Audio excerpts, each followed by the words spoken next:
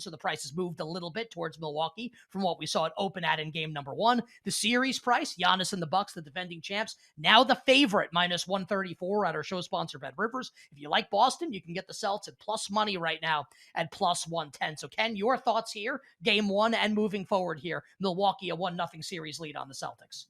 Well, it's the perfect game to start round two, and it obviously in the TV coverage it was the start of round two. Obviously, it was the first game because one thing that's always really funny is when you like take your preconceived notions of what teams are from round one and then bring them into a new series, and then you're always constantly surprised, obviously, by what you see. Nothing ever looks like how it looked in the first round, even if it was like a great first round series or a team looked awesome or like, there was like reason to believe that they were going to be really good. It just never like quite looks the same, even if they win.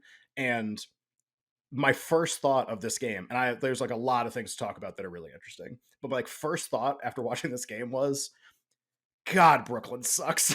Like, God, Steve Nash is a miserable coach. And it's like unfair to think that to some extent, because it's like, well, maybe the Celtics played really well and like their game plan was really good.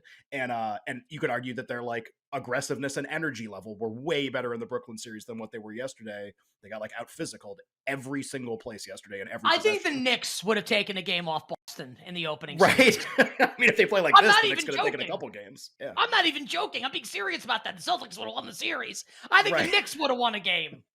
I think Kayvon Thibodeau could have coached the Right. Knicks to a win. You don't even need Tom KT. Thibodeau. He's in New York even. That's easy. Just make hop a ride over to the garden. So it was funny because my first thought was just like, man, does this say a lot about what the Nets were at the end of that series? Like, just not this game was so non-competitive.